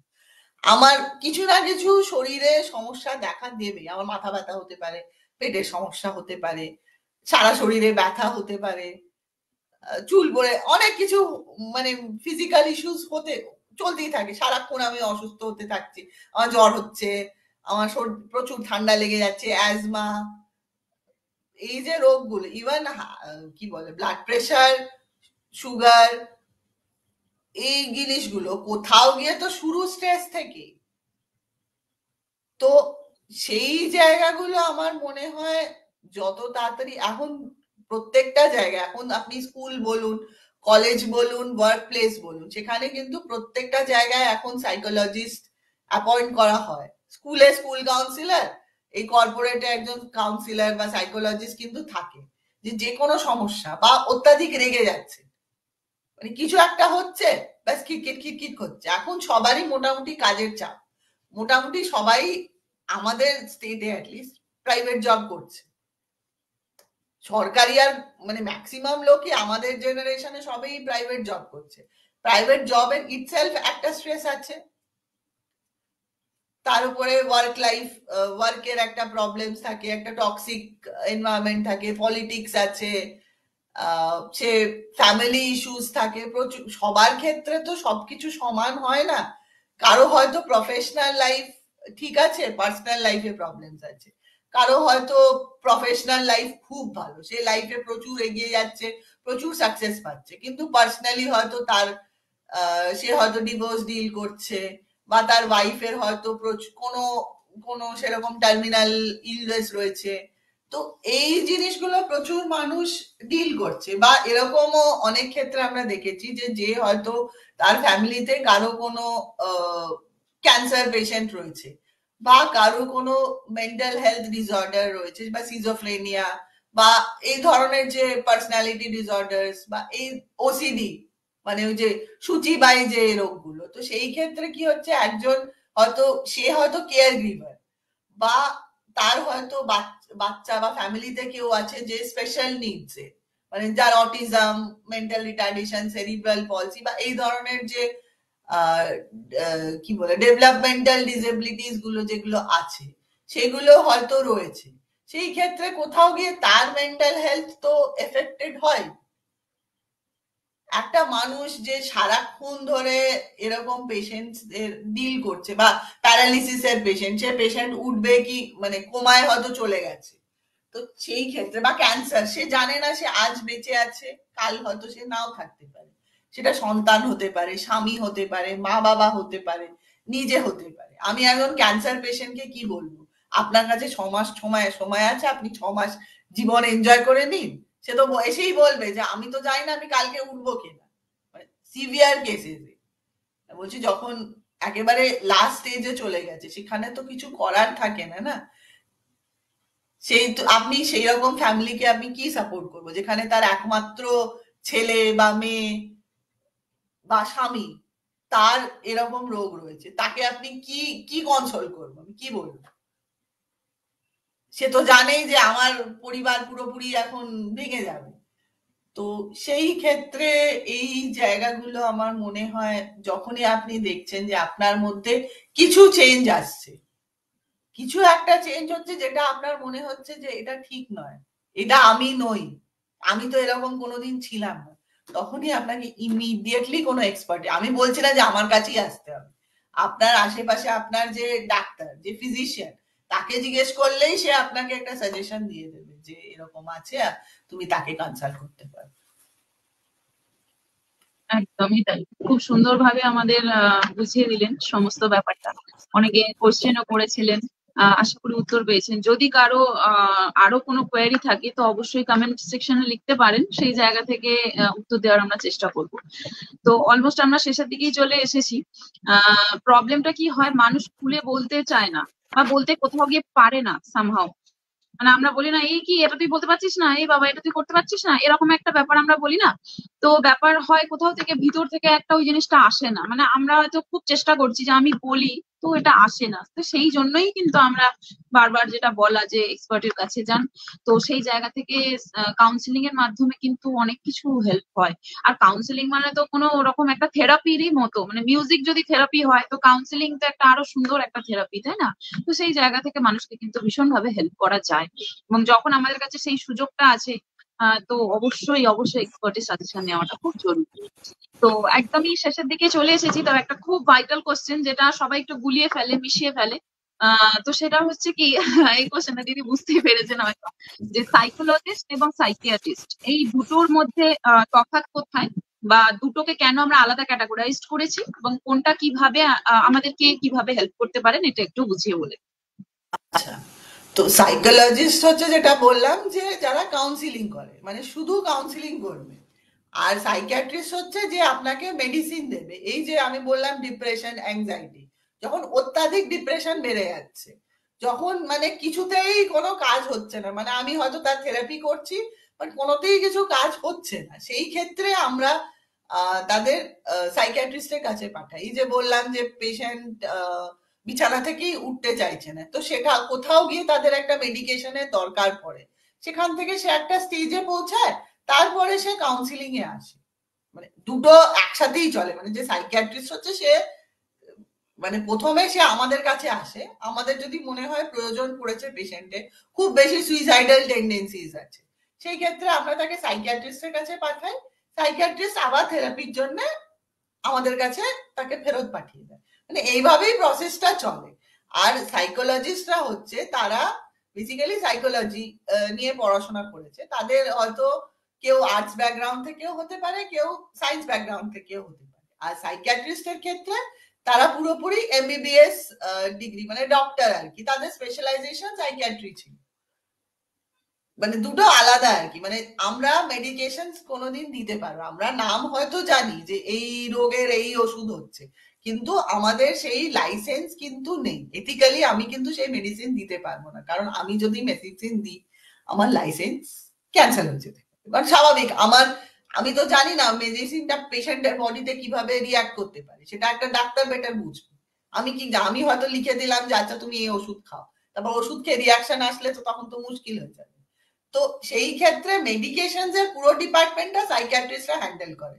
এই সিজোফ্রেনিয়া হোক, ডিপ্রেশন, অ্যাংজাইটি, খুব সিভিয়ার যে কেসেস গুলো, যেগুলো হয়তো আমাদের থেরাপি হয়তো লাগছে কিন্তু তার সাথে মেডিসিনের খুব প্রয়োজন পড়ছে, বা এই এখনকার দিনে এই যে মদ মানে অ্যালকোহলের যে খুব বেশি অ্যাডিকশন হয়ে যাচ্ছে, তো সেই ক্ষেত্রে বা ঘুমের সমস্যা হচ্ছে, আমি যখন দেখতে পাচ্ছি যে আমি যাই বলছি যে মেডিটেশন করো, ঘুমানোর আগে রাত ঘর অন্ধকার করে দাও, 1 ঘন্টা ফোন ঘেটো না, সে কিছুই বলে কিছুতেই তার ঘুম আসছে না, তখন আমরা সাইকিয়াট্রিস্টের কাছে রেফার করি যে ঘুমের সমস্যা হচ্ছে, আপনি মানে মিনিমাম ডোজের একটা ওষুধ দিন, সেই ক্ষেত্রে কাজ হবে।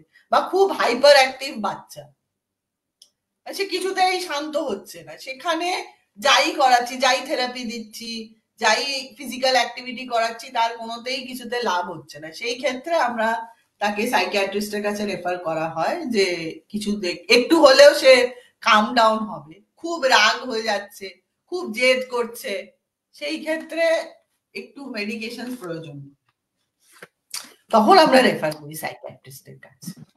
তার মানে আমরা এটা বলতে পারি যে ইনিশিয়াল স্টেজটাতে যখন সবে সবে আমার এই মেন্টাল ডিসঅর্ডার গুলো আসছে, তো অবভিয়াসলি গো ফর সাইকোলজিস্ট। আর যদি এটা সিভিয়ার জায়গায় চলে যায় বা সেখানে যদি মেডিকেশন আসে বা সেই জায়গায় যদি আরো মানে ফার্দার ট্রিটমেন্টের প্রয়োজন হয়, তখন আমরা সাইকিয়াট্রিস্টের কাছে যাব। প্রথমে আমাদের কাছে আসবে, তারপর সাইকিয়াট্রিস্টের কাছে, মানে আমরা যদি মনে করি যে হ্যাঁ দরকার পড়ে, তখন আমি রেফার করব। একদমই তাই। তো থ্যাংক ইউ দিদি, খুব সুন্দরভাবে আপনি পুরো ব্যাপারটা বুঝিয়ে দিলেন। কারণ এই ব্যাপারগুলো এত সেন্সিটিভ হয়, এই জায়গাগুলো থেকে কথা বলা, আলোচনা করা, এইগুলো প্রচন্ড সেন্সিটিভ ইস্যু, এবং মানুষ কিন্তু এগিয়ে আসতে চায় না। অনেক জায়গা থেকে আমি দেখেছি পরে পরে ইনবক্সে কোয়েশ্চেন্স আসে যে এটা আমি ফেস করছি, আমি কি করতে পারি। তো এটা আসলেও কোনো খুব নর্মাল ব্যাপার, স্বাভাবিক ব্যাপার। তো দিদিকেও অনেকে ইনবক্স করতে পারেন। তো সেই জায়গা থেকে কিন্তু অলওয়েজ হেল্প করে দেবেন। তো আমাদের সেশনটা মোটামুটি এটুকুই ছিল। তো আমি আশা করেছি যতটুকু পেরেছি কভার করার। তো আরো অনেক কোয়ারিজ থেকে যায়, আরো অনেক বড়, কারণ একটা মন বা আমাদের যে মাইন্ড, সেটা কিন্তু অনেক বড় ব্যাপার। সেই জায়গা থেকে হয়তো পুরোটা কভার করতে আমরা পারি না কোথাও দিয়ে। তো তাও যতটুকু আমরা সিম্পলের ওপর পেরেছি, পুরো নর্মাল কোয়েশ্চেন গুলোকে, কোয়ারি গুলোকে অ্যারাইজ করেছি। তার একটাই উদ্দেশ্য, যেটা আমি প্রত্যেকবার শো এর শেষে বলে থাকি, আমার এই টোটাল শোটার একটাই মোটিভেশন বা মোটিভ, যেটা আমি বলতে পারি, মোটিভেশন দেওয়া এবং সেই জায়গা থেকে কি অ্যাওয়ারনেস স্প্রেড করা। সচেতনতা না আসলে যে কোনো জায়গায়, এক্সারসাইজ হোক, ডায়েট হোক, আমাদের জীবনশৈলী, লাইফস্টাইল হোক, মন মানসিকতা হোক, ফিজিক্যাল অথবা মেন্টাল বা ইমোশনালি, সব দিক থেকেই কিন্তু ভীষণভাবে অ্যাওয়ারনেস খুব জরুরি। তো এটাই আমার মূল উদ্দেশ্য, সব সময় এটাই থাকবে। আগামী দিনে আরো কিছু নতুন যদি কিছু আসে, সেই জায়গাগুলো থেকে, কোয়ারি গুলো থেকে আসবো। তো লাস্টে আমি যেটা বলার, ভীষণ ভাবে যে দিদি আমাকে ভীষণ ভাবে থ্যাংক ইউ, মন থেকে অনেক মানে ভীষণ ভাবে হেল্প হলো এই জায়গাগুলো নিয়ে আলোচনা করা যে এত দরকার। তো আমি আরেকবার বলে দিই, শালমণি চ্যাটার্জি আমার সাথে আজকে ছিলেন 1 ঘন্টা সেশনটাতে, consultant psychologist and special educator. দিদির কোয়ালিফিকেশন মাস্টার্স ইন সাইকোলজি। তারপরে দিদি ডিপ্লোমা করেছেন স্কুল কাউন্সিলিং এর উপরে। দিদি কিন্তু বাচ্চাদের নিয়েও কাজ করেন, অ্যাজ ওয়েল অ্যাজ আমাদের ছেলে মেয়েরা, নর্মাল যারা আমরা আর রয়েছি অ্যাডাল্টে, সেদের তাদেরকে নিয়েও তিনি কাজ করেন। যে কোনো রোগের ক্ষেত্রেও কিন্তু কাজ করে থাকেন। তো দিদি তাদেরকে, তাদের সঙ্গে হেল্প করছেন, সবসময় থাকেন। দিদি কিন্তু এখন as a consultant psychologist TCS এ আছেন। উনি ওখানে পেশেন্ট দেখেন রীতিমতো। এছাড়া ওনার স্কুল কাউন্সিলিং এ তো যা যা রয়েছে এটা আমি বললাম। এছাড়া ওনার গ্রাফোলজিতে ডিগ্রি রয়েছে। ম্যাম এখন টিসিএস ছাড়াও কিন্তু নর্থ দমদমের যে মিউনিসিপ্যালিটি হসপিটাল আছে, ওখানকার সাইকোলজিস্ট। তো দিদিকে অনেকেই পেয়ে যাবেন। আর এছাড়া দিদির কিন্তু প্রচুর প্রাইভেট চেম্বারসও আছে। তো যারা যারা দিদির সাথে কনসাল্ট করতে চান, অনলাইন বা অফলাইন, অবশ্যই ম্যাডামের সাথে কথা বলে নেবেন।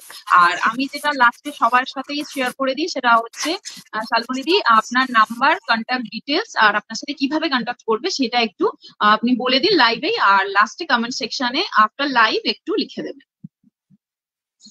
আচ্ছা, আমি নাম্বারটা কি তোমাকে পাঠিয়ে দেবো না কি করব? একটু লাইভে পুরো এখানে বলে দেবো। ডিটেলস একটু দিয়ে দিন, যে আপনি কোথায় কোথায় বসেন বা আচ্ছা, কোথায় আমি আপনাকে পাওয়া যাবে। মানে আমি অ্যাজ সাইকোলজিস্ট বিরাটি, মানে যেহেতু আমার এদিকে বাড়ি বিরাটি, বেলঘড়িয়া, বাগুইহাটি, কেষ্টপুর আর কল্যাণী, এই কিছু জায়গায় আমি অফলাইন আমার চেম্বার আছে, মানে আমার না, আমি চেম্বার ভিজিট করি। আর অনলাইন আমি অ্যাভেলেবেল আছি হোয়াটসঅ্যাপে বা গুগল মিটে অ্যাভেলেবেল আছি। তো আমি যে আমার সঙ্গে কন্ট্যাক্ট করতে চাও, তো ফোন নাম্বার কি আমি বলে দেবো না তারা ডাইরেক্টলি কন্ট্যাক্ট করে দেবে? ফোন নাম্বার বলে দেবো তো? হ্যাঁ তো বলে দিন। আমার আর ফোন নাম্বার লাস্টে হচ্ছে, ওটাকে আমি ওটা যখন শেয়ার করবো তখন তো দিয়েই দেবো। আচ্ছা, আমার ফোন নাম্বার হচ্ছে 9088713762। এখানে আপনারা আমার সাথে যোগাযোগ করুন। তারপর আমি বাকি কোথায় আসতে হবে, কোনটা আপনার সুবিধে হবে, কোন দিন আমার সুবিধে হবে, সেই দেখে নয় আমরা পরের ইয়েটা করে নেবো আর কি, ঠিক আছে ডিসকাশনটা। দিদি, আফটার লাইভ একটু কমেন্ট সেকশনে আপনার অ্যাড্রেস ডিটেলস, কোথায় কোথায় আপনাকে পাওয়া যাবে একটু লিখে দেবেন, তাহলে ঠিক আছে, আমি লিখে দেবো। যারা যারা রেকর্ডেড দেখবে আমি দিয়ে তাদের দেবো। ক্ষেত্রেও খুব সুবিধা হবে। হ্যাঁ, আমি দেখে আর দেবো, আমি এগুলো তো লিখে কথা দেবো। বলা ভীষণ ভাবে জরুরি। তো থ্যাংক ইউ সো মাচ সবাইকে যারা ছিলেন এতক্ষণ ধরে। অনেকটা সময় আমাদের সাথে ছিলেন, অনেকে কোয়েরি ছিল, অনেকে সেগুলো আমরা আশা করি রিজলভ করতে পেরেছি। নেক্সট দিন আবার নতুন কিছু নিয়ে নিশ্চয়ই ফিরে আসবো। আশা করি মেন্টাল হেলথের কোনো ব্যাপার হলে দিদি আপনাকে আবার সাথে পাবো। তো সেই একদম। আশাটা আমরা রাখবো। আর অ্যাওয়ারনেস এর জন্যই, মানুষের জন্য কাজ করে যাব, সেটুকুই চেষ্টা আমাদের থাকবে, সব সময় সেটা থাকবে। তো থ্যাংক ইউ সো মাচ সবাইকে যারা জয়েন করেছিলেন। আজকে সুন্দর একটা দিন, বেশ ঠান্ডা ঠান্ডা একটু ব্যাপার আছে আর কি। তো সেই জায়গা থেকে অনেক বৃষ্টির শুভেচ্ছা সবাইকে। সবাই সুস্থ থাকবেন, ভালো থাকবেন। নমস্কার। নমস্কার।